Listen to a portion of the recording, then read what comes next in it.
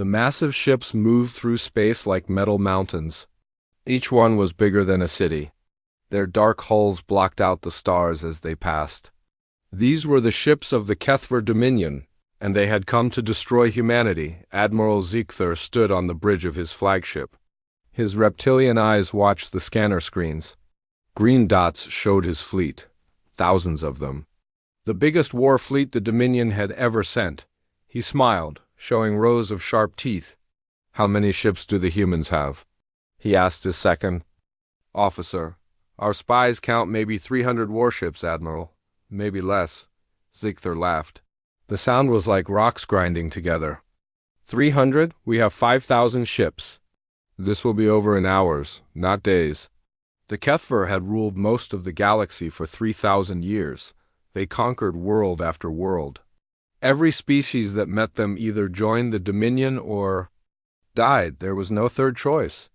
Their warriors were 8 feet tall with scales like armor. Their claws could cut through steel.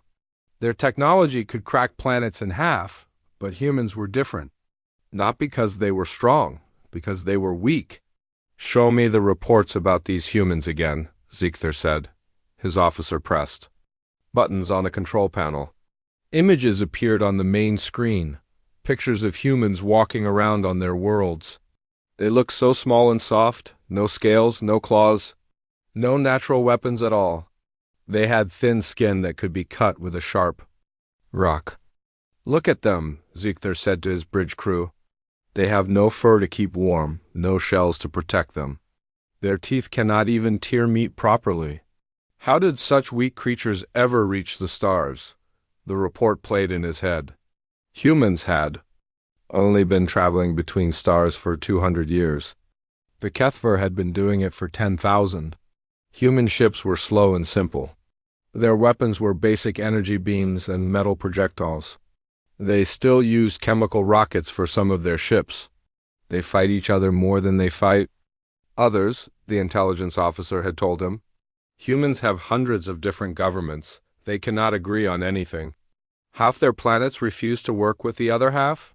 They waste their time arguing instead of building proper armies. This made Ziegther happy. Weak enemies were easy enemies. The Dominion preferred when new species gave up without fighting. It saved time in ships.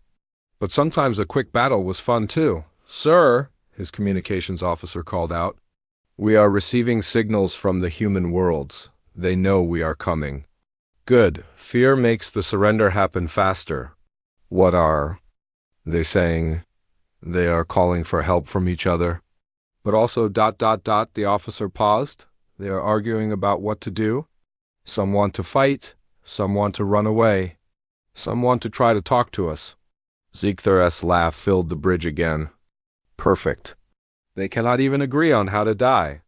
This will be easier than conquering the Veltar."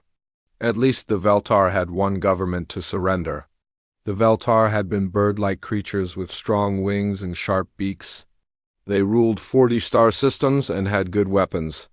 But they had surrendered after the Dominion destroyed 5 of their worlds. Smart choice? The humans controlled about 30 star systems. Much smaller than the Veltar Empire, much weaker too. "Admiral," the scanner officer said, "we are detecting human ships moving around their space. They seem to be running away from us. Already? We are still 3 days from their first world." Ziegther studied the scanner display. Green dots showed HFY ships. Red dots showed human ships. The red dots were spreading out in all directions. "Look at them scatter, like insects when you turn on a light." Meanwhile, on Earth, in a deep underground bunker, the United Terran Defense Council was meeting. General Sarah Chun stared at the holographic display showing the enemy fleet. The numbers made her stomach hurt. 5,000 HFY ships against maybe 300 human vessels. "We cannot win a straight fight," Admiral Rodriguez said. His voice was quiet and tired. "Our best battleships are like toys compared to their dreadnoughts. One of their ships could probably destroy 10 of ours." "What about our allies?" asked President Williams. "The Centauri Federation? The Tau Ceti Republic?" General Chun shook her head. "They are already moving their fleets away from us. They do not want to anger the Dominion. We are on our own. The room fell silent. On the display, the Kefir fleet kept moving toward human space. 3 days until they reached the outer colonies, maybe a week until they reached Earth. We could evacuate, suggested Minister Park. Load everyone onto colony ships and run to the edge of the galaxy. Start over somewhere else. With what ships? Admiral Rodriguez asked. We do not have enough transport vessels to move even 1% of our population. And where would we go? The Dominion controls most of the galaxy. They would find us eventually. General Chun stood up and walked to the display. She touched the image of the Kefir fleet with her finger. The light passed right through. I have been reading the files on every species the Dominion has conquered, she said. Do you know what they all had in common? They lost, President Williams said. They fought the way the Dominion expected them to fight. Big fleets against big fleets, strong weapons against strong weapons. They tried to match the Dominion's strength with their own strength. And they all lost because the Dominion is stronger than everyone else. So what do you suggest? Admiral Rodriguez asked. General. Jun turned back to face the room. We do not try to be stronger than them. We try to be smarter. Back on the Kefir flagship, Admiral Ziegther was reviewing the battle plans. His fleet would split into 3 groups. One group would attack the human military bases. One group would capture their industrial worlds. The third group would head straight for Earth to accept their surrender. How long do you think it will take? His second officer asked. The whole campaign? Maybe 2 weeks? These humans will break quickly. Look at their history. They surrender to each other all the time. When their own kind attacks them, they give. Why would they fight harder against us? The officer brought up human historical files on his screen. Pictures of human wars flashed by. Humans fighting humans with primitive weapons. Humans surrendering cities and countries to other humans. They do seem to give up easily, the officer agreed. And they fight each other more than they fight external threats. Very inefficient. Exactly. A species that wastes time fighting itself cannot hope to fight the Dominion. We will demonstrate our power, they will realize they cannot win, and they will surrender. Simple. Ziegther felt good about this mission. After they conquered the humans, he would probably get promoted. Maybe given his own sector to rule. The humans would become workers for the Dominion. Their worlds would provide resources for the Empire. Everything would go according to plan. Sir, the communications officer called again. The humans are sending us a message. Already begging for mercy? Put it on the main screen. A human face appeared on the display. It was an older human female with gray hair and lined skin. She wore some kind of military uniform with colored patches on it. I am General Sarah Chun of the United Terran Defense Council, the human said. We know why you have come to our space. We request a meeting to discuss terms. Ziegther laughed. So hard that several bridge officers jumped. Terms? They want to discuss terms? They have nothing to bargain with. We could destroy their entire fleet without losing a single ship. Should we respond, Admiral? The communications officer asked. Yes, tell them we will accept nothing but complete surrender. Tell them they have 24 hours to begin evacuation of all military personnel from their ships and bases.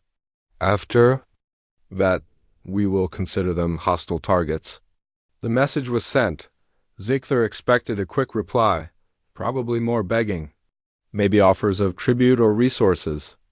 That was how most species responded when they realized how outmatched they were, but the human response was different. We understand your position, General Chun said in the return message. We need 72 hours to coordinate our response. Across all human governments. Many of our worlds operate independently. We must have time to reach consensus. Ziegther considered this. 72 hours was longer than he wanted to wait. But it showed the humans were serious about surrendering. And it proved what the intelligence reports had said. Humans could not make decisions quickly because they had too many different governments. Very well, he replied. 72 hours. But if any human ship moves against us during that time, we will consider it an act of war. As the communication ended, Ziegler felt satisfied. The humans were already thinking about giving up. This conquest would be even easier than he had thought. Maybe he would be done in 1 week instead of 2. He had no idea that the humans were not planning to surrender at all. They were planning something much more dangerous. Something the Dominion had never faced before in 3,000 years of conquest. They were planning to lose. The 72 hours passed slowly. Admiral Ziegler spent the time watching human communications. His fleet's listening post picked up thousands of messages between human worlds. Most of them sounded like panic. The Kethver are coming. We need to evacuate the outer colonies. No, we should fight them at the border worlds. Are you crazy? We cannot win against them? Maybe we can negotiate, offer them something they want. What could we possibly have that they want? Ziegler smiled as he listened. The humans were doing exactly what he expected. They were afraid and confused. They could not agree on anything. Some wanted to fight, some wanted to run, some wanted to hide. Perfect. Admiral, his intelligence officer reported, we have been monitoring human fleet movements. They are very strange. Strange how? Their military ships are not gathering together. Instead, they are spreading out across their space. Some are moving toward our position. Some are moving away. Some are moving to places that make no sense. Ziegler looked at the tactical display. Red dots showed human ships scattered all over their territory. It looked like someone had thrown sand across a map. They are confused, he said. With so many different governments, they cannot coordinate properly. Some groups want to fight us. Others want to run away. They are working against each other. That seems likely, sir. Also, many civilian ships are moving, but not in the directions we would expect. What do you mean? When most species face conquest, their civilians flee to the far edges of their territory. These human civilians are moving toward the center of their space. Some are even moving toward us. This puzzled Ziegler for a moment. Then he laughed. They are so disorganized they do not even know which direction is safe. This proves how primitive they are. The 72 hours ended. Ziegler opened a communication channel to the human government. Your time is up, he announced. What is your decision? General Chun appeared on the screen again. She looked tired. Behind her, Ziegler could see other humans running around with papers and computer tablets. Everyone looked busy and worried. We need more time, she said. Our governments are still debating. Some worlds want to surrender. Others want to fight. We cannot reach agreement. That is not my problem, Ziegler replied. I gave you time to surrender. You have wasted it arguing among yourselves. Now I will show you what happens to species that waste the Dominion's patience. He cut the communication and turned to his weapons officer. Target the asteroid belt in the Kepler system. Use the planet cracker beam. Full power. Yes, Admiral. The massive dreadnought's main weapon charged up. Energy levels climbed higher and higher. The weapon was designed to crack planets open like eggs. Using it on an asteroid belt was like using a sword to cut butter. The beam fired. A line of pure energy crossed space in seconds. When it hit the asteroid belt, the rock simply vanished. Vaporized instantly. Where there had been thousands of large asteroids, now there was only empty space and glowing gas. Record that, Ziegler ordered. Send it to every human world. Let them see what we can do. The recording was transmitted across human space. Footage of the dreadnought firing. The beam crossing space. The asteroid belt disappearing. Then Ziegler's face filled the screen. This is what one ship can do, he said. I have 5,000 ships. Surrender now, or your worlds will share the fate of those asteroids. On Earth, in the underground bunker, the human leaders watched the recording in silence. The destruction was complete and terrifying. One shot had destroyed enough rock to build a dozen planets. Jesus, Admiral Rodriguez whispered. That is more firepower than our entire fleet combined. President Williams looked sick. How do we fight something like that? General Chun was studying the recording carefully. She played it back several times, watching different parts. Interesting, she said finally. Interesting? Minister Park stared at her. They just vaporized an entire asteroid belt. How is that interesting? Look at the beam duration, Chun said.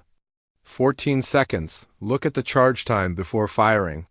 Almost 3 minutes. Look at the power readings afterward. The ship's energy levels dropped by 40%.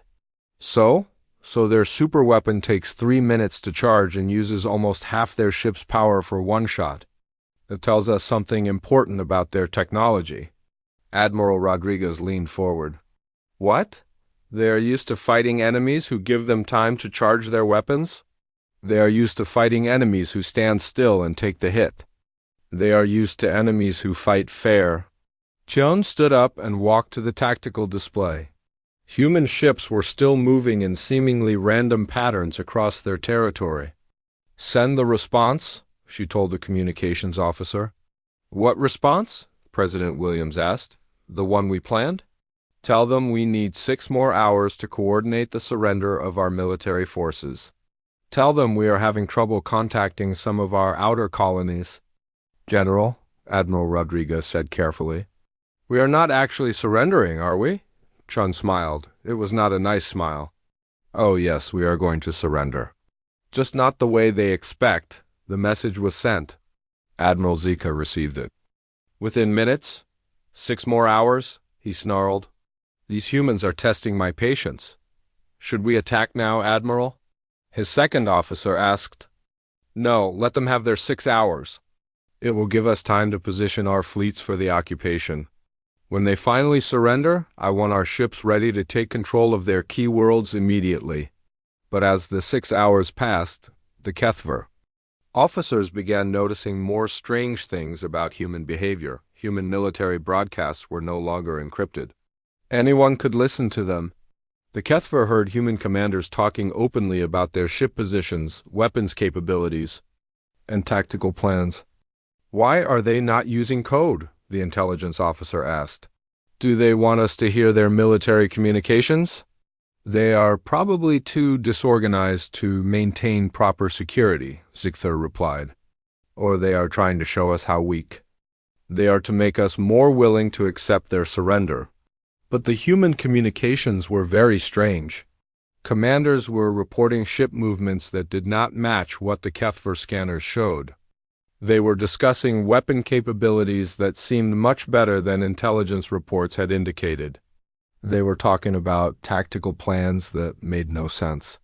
Captain Rodriguez reports his squadron is moving to defend the Mars orbital platforms. One message said, estimate arrival in 18 hours. But Kethver scanners showed Rodriguez's ships moving away from Mars, not toward it. Admiral Chung confirms her battle group has only plasma cannons and missile tubes. But intelligence reports said Chun's ships had particle beam weapons too. Commodore Williams requests permission to evacuate civilians from Europa Station. But Europa Station had been evacuated weeks ago, according to other intercepts. They are lying in their own communications, the intelligence officer reported. Or they are very confused about what their own forces are doing. Probably confused, Zigthar said. But privately he was starting to wonder. During the 6 hours, human civilian ships continued moving in strange patterns. Instead of fleeing to safe areas, many were moving toward Kethver positions. Some were heading for worlds that were directly in the path of the invasion fleet.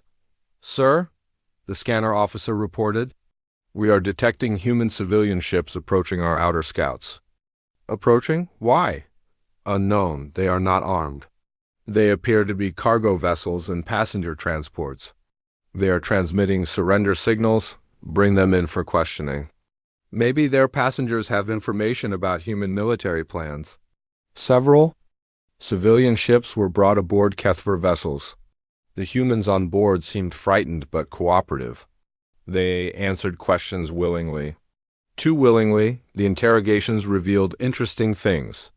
The humans claimed they were refugees, fleeing the war. But when asked about human military positions, they gave detailed answers.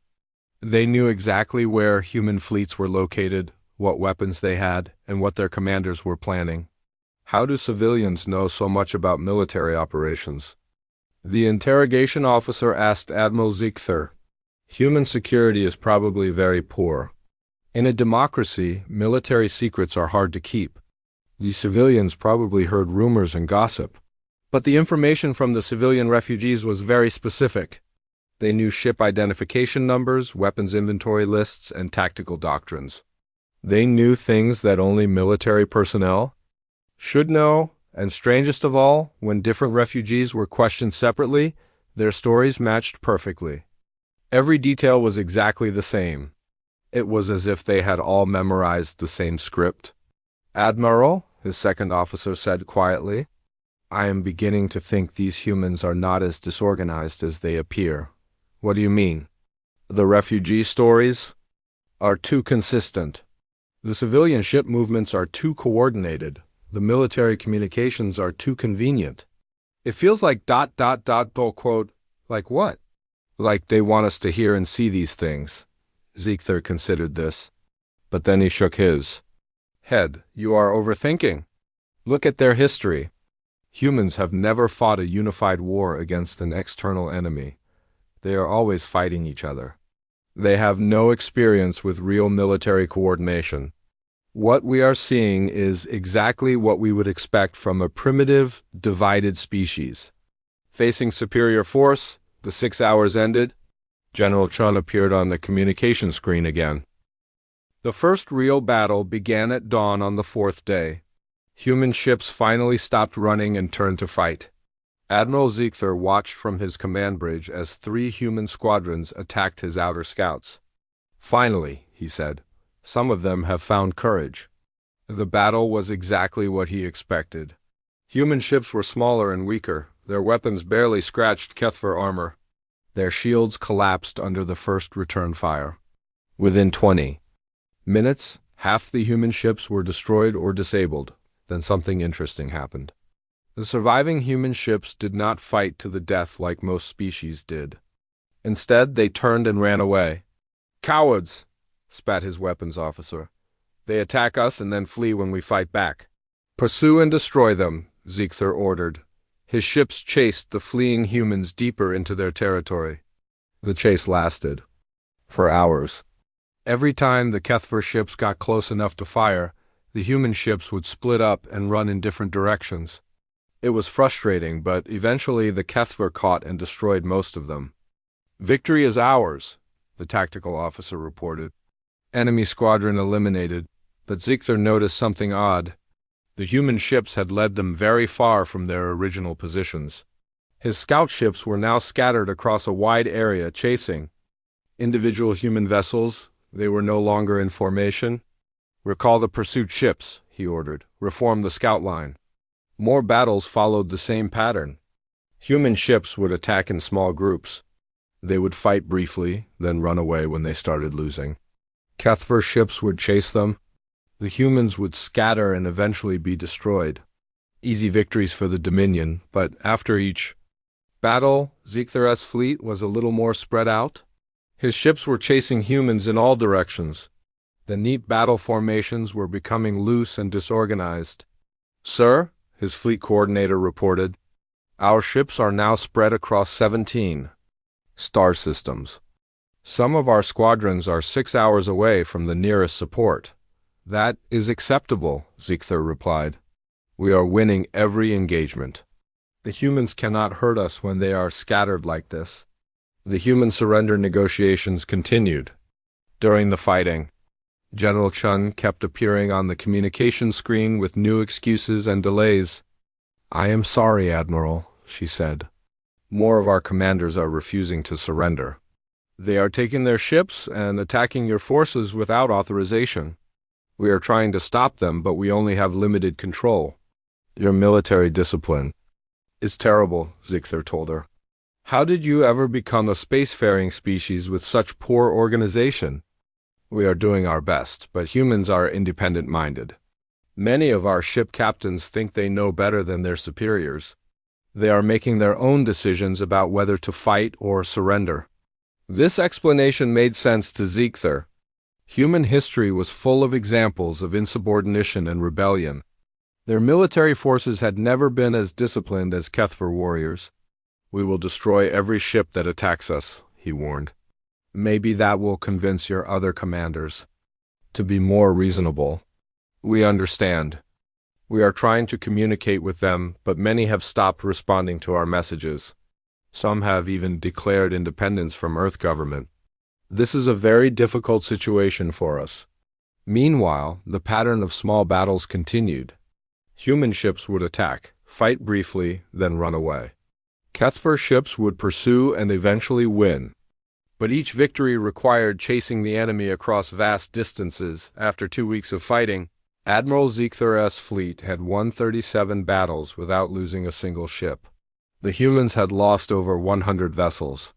By any measure, the campaign was going perfectly, but his intelligence officer was starting to worry about things that did not make sense. "Sir, I have been analyzing the human ship movements.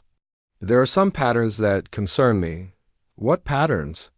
"Every time our ships chase fleeing human vessels, they end up in specific locations. It looks random, but when I map all the chase routes, our ships are being led to positions that form a large circle around human space." Ziegler looked at the tactical display. His fleet was indeed spread in a rough circle, with ships scattered from the outer edge of human territory all the way to the inner worlds. "So what? We are surrounding them. That is good strategy." "Yes, sir. But normally we surround an enemy by choosing our own positions. In this case, the enemy seems to be choosing our positions for us. You think too much." "The humans are running away from us. Where they run determines where we chase them. They are not choosing anything. They are just fleeing in panic." But the intelligence officer was not satisfied. He had been studying human behavior for weeks now, and things were not adding up. The human refugees who had surrendered early were still being questioned. They continued to provide detailed information about human military capabilities and plans. But recently, some of their information had proven to be wrong. They had said human ships carried only basic weapons. But captured wreckage showed evidence of much more advanced technology. They had said human commanders were poorly trained. But the tactical decisions in recent battles showed sophisticated planning. They had said human morale was breaking down. But intercepted communications showed discipline and coordination. "Sir, I think the refugees have been lying to us." "About what?" "About everything. Their stories are too perfect. They know too much about military secrets. And the information they give us keeps being contradicted by what we see in battle." Ziegler considered this. "Maybe they are telling us what they think is true, but their own government has been lying to them. That is possible. But there is something else. I have been analyzing the wreckage from destroyed human ships.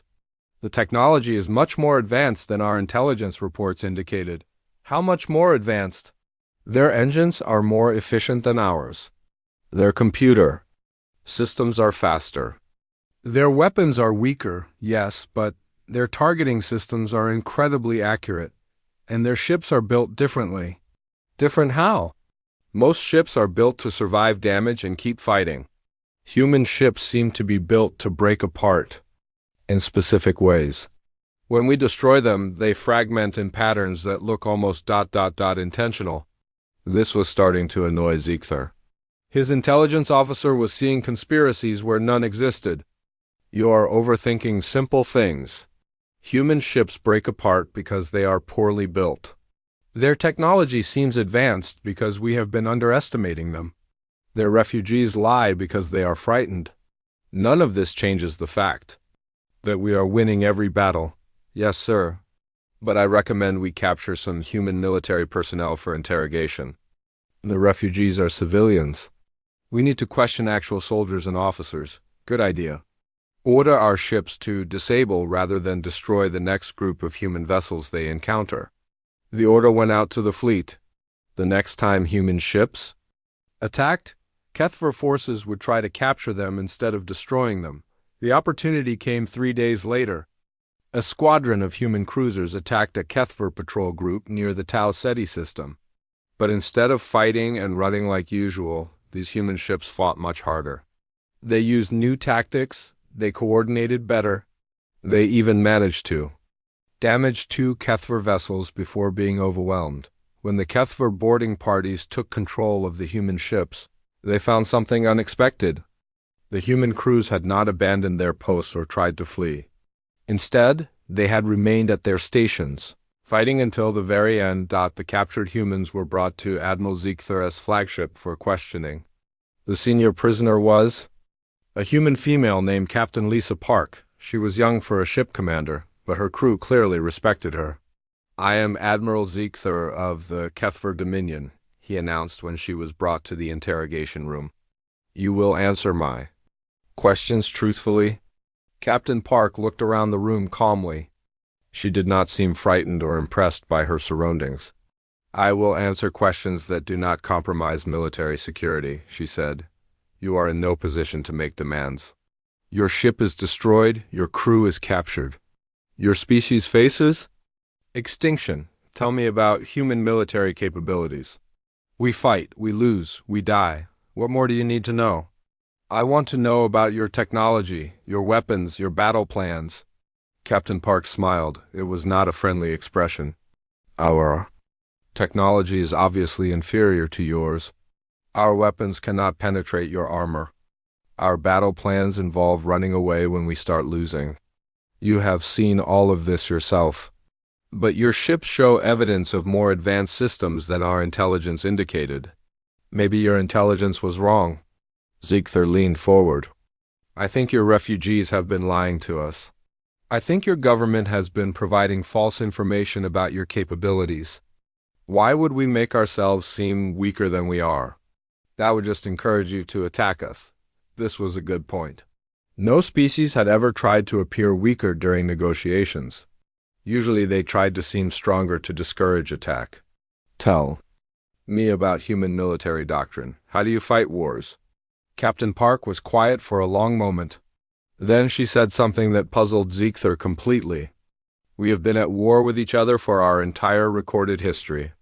Every human who ever lived has been born into a world at war. We do not fight wars the same way other species do." "What do you mean? You fight to conquer, we fight to survive." "There's a difference. Explain." Admiral Ziegther stared at his tactical display in disbelief. Red dots were appearing everywhere, hundreds of them. Human ships that had been invisible moments before were now showing up on every scanner in his fleet. "How is this possible?" he demanded. "Our sensors would have detected any ships this large." His sensor officer was frantically checking his equipment. "Sir, they were using some kind of advanced stealth technology. Our scanners showed nothing but empty space." "Stealth technology?" The intelligence report said humans had no such capability. Captain Park, still standing calmly in the interrogation room, spoke up. "Your intelligence reports were wrong about many things." On the main bridge, chaos was spreading among the Kethver crew. Communications officers were receiving urgent messages from ships throughout the fleet. Every Kethver vessel was reporting the same thing. They were surrounded by human forces that had appeared from nowhere. "Admiral," the communications officer called out. "Captain Vexkar from the 3rd Battle Group reports human ships decloaking around his position. He counts at least 50 vessels. Commander Tolgreg from the 7th Squadron reports similar numbers. Sir, every ship in our fleet is sending distress calls." Ziegther felt cold fear creeping up his spine. His 5,000 ships were spread across 17 star systems. In each system, they were now outnumbered by human vessels that should not exist. "This is impossible," he muttered. "We destroyed over 100 human ships. We saw them explode." Captain Park heard this through the open communication link. "You saw what we wanted you to see? What do you mean?" "Those ships you destroyed were real. But they were old vessels, mostly empty, rigged to break apart in spectacular ways. We sacrificed them to make you think our fleet was smaller than it really is." But the crews! We saw human crews on those ships." Volunteers?" "People who knew they were probably going to die but did it anyway to protect humanity. We call them heroes." Zeekth's mind was reeling. How many ships do you really have? More than you counted. More than your spies reported. More than you thought possible for a primitive species. The tactical situation was becoming clearer as reports came in from across the fleet. The humans had not just hidden ships. They had hidden entire fleets. Battle groups that should have taken years to build had been concealed in asteroid fields, behind moons, and in the outer regions of star systems. Sir, his intelligence officer reported, preliminary counts suggest the humans have at least 2,000 combat vessels, maybe more. 2,000? That is impossible. Our intelligence indicated they had fewer than 300 ships total. They have been building in secret for decades, Captain Park explained. Hidden shipyards in asteroid belts. Construction facilities in the outer planets of uninhabited systems. We have been preparing for this war since we first heard about the Kethver Dominion. But the numbers were not the worst part. The worst part was the positioning. Admiral Zeekth's fleet was scattered across 17 systems, with individual ships and small groups isolated and surrounded. The humans had somehow coordinated a simultaneous attack across dozens of light-years of space. How did you coordinate this? Zeekth demanded. No species has ever managed simultaneous attacks across such distances. Quantum entanglement communication. Networks, Captain Park said simply. Instantaneous communication across any distance? We have been using it for years. But our technology experts said quantum communication was impossible. Your technology experts were wrong? Just like your intelligence experts were wrong? Just like your military experts were wrong? The first attacks began within minutes. Human ships struck Kethver vessels throughout the fleet simultaneously. But these were not the weak, poorly coordinated attacks the Dominion had been seeing for weeks. These were precise, devastating strikes using advanced weapons and sophisticated tactics. Admiral, the weapons officer called out, the human ships are using particle beam weapons. Our intelligence said they only had plasma cannons. Their targeting systems are incredibly accurate. They are hitting our weak points. Sir, they know exactly where our armor is thinnest. Zeekth watched in horror as his mighty dreadnought shuddered under human weapons fire. These were not the primitive energy beams his ships had been shrugging off for weeks. These weapons were cutting through Kethver armor like it was paper. How do they know our ship design so well? He asked. Captain Park smiled again. Remember all those refugees who surrendered to you? All those civilians you captured and questioned? What about them? They were not refugees. They were engineers, technicians, and intelligence specialists. Every one of them spent weeks aboard your ships, studying your technology, mapping your systems, and identifying your weaknesses. The truth hit Zeekth like a physical blow. They were spies.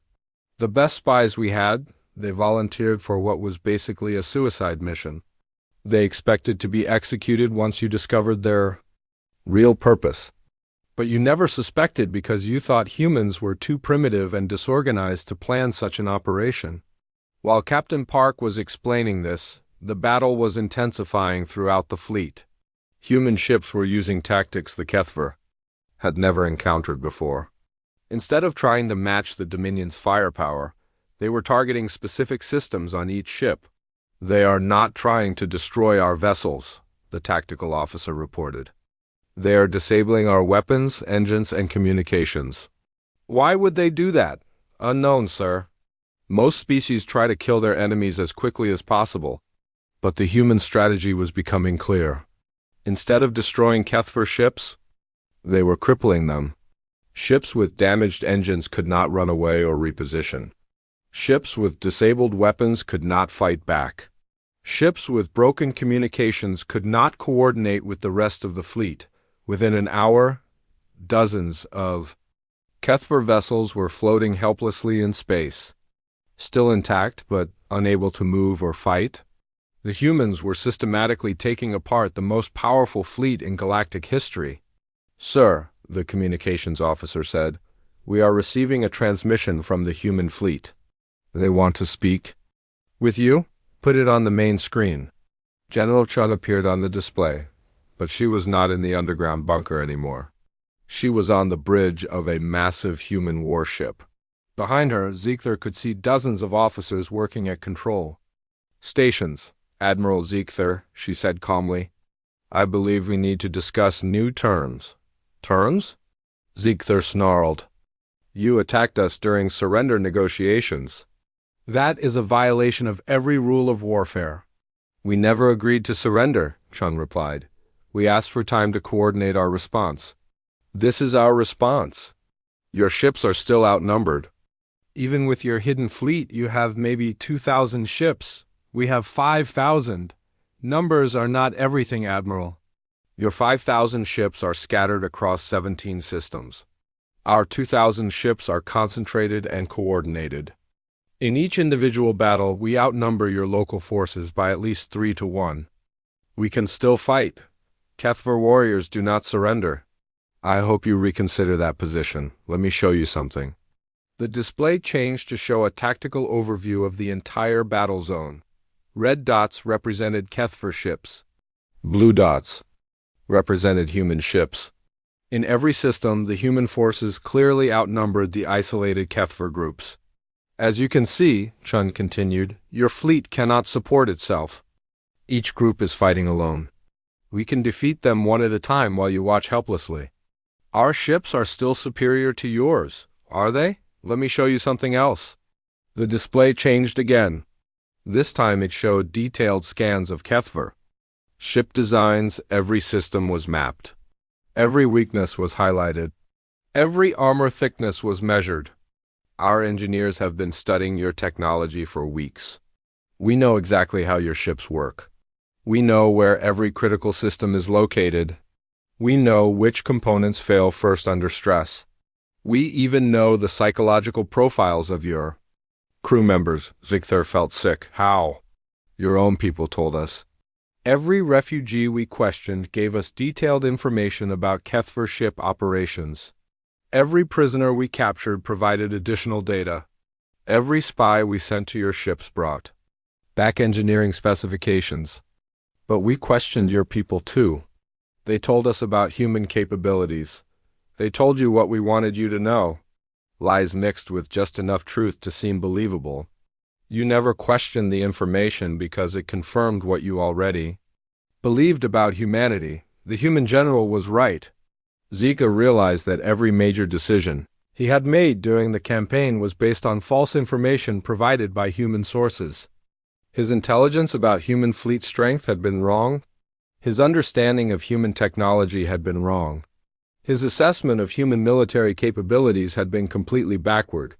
"You used our own prejudices against us," he said. "Yes. You expected humans to be weak, disorganized, and primitive. So we acted weak, disorganized, and primitive. You expected us to run away when attacked. So we ran away. You expected us to surrender when faced with superior force.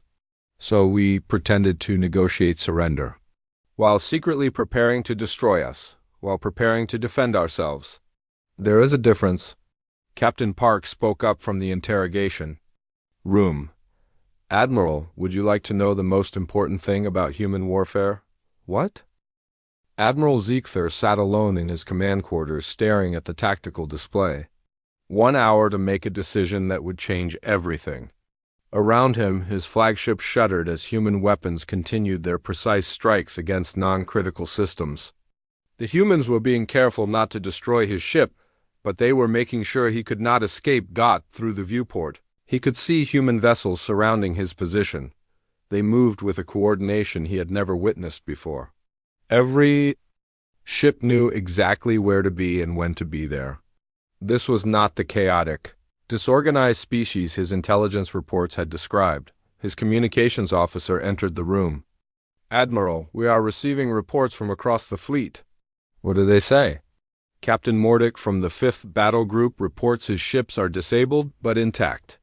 The humans offered his crews the chance to evacuate to life pods before they finish destroying the vessels."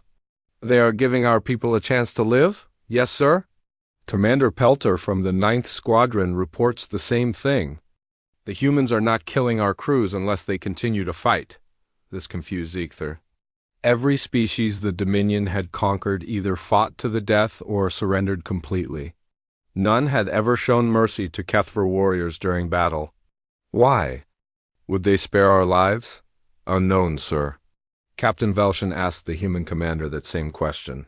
The humans said they do not enjoy killing, they just want us to leave their space. Another officer arrived with more reports. Admiral, the humans have demonstrated their shield technology. They broadcast a test on all frequencies. What kind of test? They used one of our own planet cracker beams against their shield generators. The beam had no effect. Their shields absorbed the entire blast without any damage. Ziegler felt the last of his hope disappear. The planet cracker beam was the most powerful weapon in the HFY arsenal. If human shields could stop it completely, then the Dominion had no weapon that could hurt them. How is that possible? No known technology can stop a planet cracker beam. They said they reverse-engineered our technology and improved it. They claim their shields are now stronger than our weapons. Sir, the communications officer added, they also demonstrated something else. They showed us recordings of their hidden shipyards. What recordings? The officer activated a wall display. Images appeared showing massive construction facilities built inside asteroid belts. Hundreds of human ships were being built simultaneously. The shipyards were larger and more advanced than anything in Dominion space.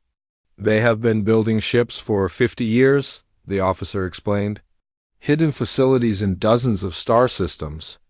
They say they currently have over 5,000 vessels, with more being completed every month. 5,000 ships? That is as many as our entire invasion fleet. Yes, sir. And they claim their technology is now superior to ours in every way. Ziegler studied the images. The human shipyards were clearly real. The construction techniques were advanced. The ships being built were larger and more sophisticated than anything the Dominion had ever created. They have been planning this for decades, he said quietly. It appears so, sir, a new message arrived from General Chun. Admiral, your hour is almost up. What is your decision?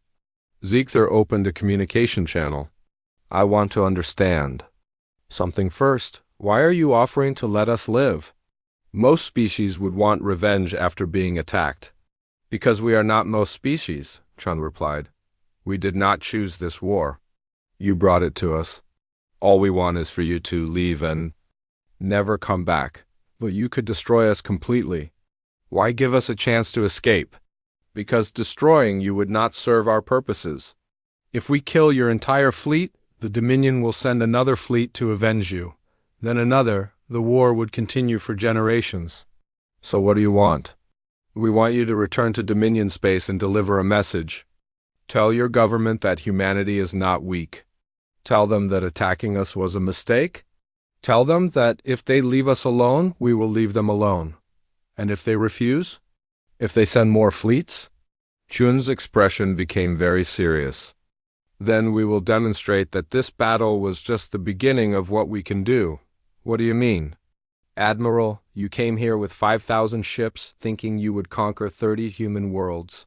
But we are not limited to 30 worlds. We have been quietly spreading throughout the galaxy for decades. Human colonies exist in star systems you do not even know about. Human ships are already positioned near Dominion territory. The implications of this hit Ziegler like a physical blow. You have been infiltrating our space. We have been preparing for every possibility. If the Dominion wants a war, we can bring the fight to your worlds, but we would prefer peace.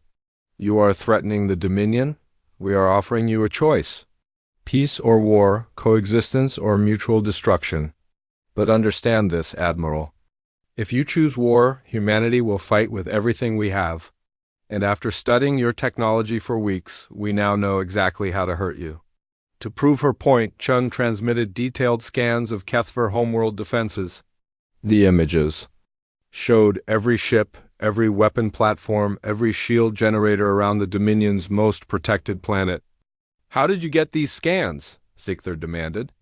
We have been watching you for years. Human ships with advanced stealth technology have been mapping your territory, studying your defenses, and identifying your weaknesses. We know the location of every major Dominion facility. This is impossible. Our sensors would have detected any foreign ships. Your sensors are designed to detect the kind of technology most species use. Human stealth systems work differently. We learn from observing how you fight other species, then develop technology specifically designed to defeat your detection methods. Captain Park's voice came through the communication system from the interrogation room. Admiral, may I tell you something about human psychology? What? When humans are cornered, when our survival is threatened, we become extremely dangerous. We will sacrifice anything, risk everything, and use methods that other species would never consider. You thought you were hunting weak prey. But you were actually walking into a trap set by predators. Humans are not predators. You are clearly prey species. Look at our history, Admiral. Humans have driven dozens of species to extinction on our own planet. We have fought wars that killed hundreds of millions of our own people. We have built weapons capable of destroying entire worlds. We are the most successful predator species that has ever evolved. But you look so weak, so vulnerable. That is what makes us dangerous? Other species see weakness and assume safety. They do not realize that the most successful predators often look harmless right up until they strike. General Chun continued the conversation.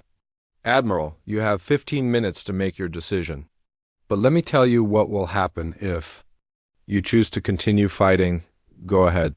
We will disable every ship in your fleet within 6 hours. Your crews will be taken prisoner. Your technology will be studied and reverse-engineered, and then we will use your own ships to attack Dominion territory. You would use our ships against us? We will do whatever is necessary to protect humanity. If that means turning your weapons against your own people, then that is what we will do. This is barbaric. This is survival. You came here to destroy. Usis, did you expect us to be polite about defending ourselves? Ziegther looked around his bridge. His officers were listening to every word. They could see the tactical displays showing human ships surrounding the fleet. They knew the situation was hopeless. Sir, his second officer said quietly, perhaps we should consider their offer. The Dominion does not surrender, but we could retreat, preserve our forces for another day, return with better intelligence and proper planning. There will be no other day, Ziegther snapped. If we retreat, now every species in the galaxy will learn that the Kethver can be defeated. Our empire will collapse. With respect, sir, our empire will definitely collapse if we lose our entire fleet here. Captain Park spoke up again. Admiral, you are thinking about this wrong. You are worried about looking weak to other species. But they already know you are here. They are watching this battle. If you continue fighting and lose, they will see that humans completely destroyed the mighty Kethver fleet. If you retreat now, they will see that the Kethver are smart enough to avoid pointless destruction. You want me to run away? I want you to survive? Dead warriors cannot learn from their mistakes. Living warriors can return home, adapt their tactics, and try again with better preparation. But the shame? There is no shame in losing to an enemy who fought smarter than you did. There is only shame in being too proud to learn from defeat. Ziegther considered this. In 3,000 years of conquest, the Dominion had never faced an enemy like humanity. Every other species had fought according to predictable patterns. They had used conventional tactics and familiar technology. The humans had rewritten the rules of warfare. General Chun, he said finally, what exactly are you offering? Safe passage for all surviving crew members, transportation to the edge of human space in unarmed vessels, and this promise, if the Dominion leaves humanity alone, we will not seek revenge for this invasion. And if we refuse, then this conversation is over and the real battle begins. Ziegther closed his eyes and made the hardest decision of his life.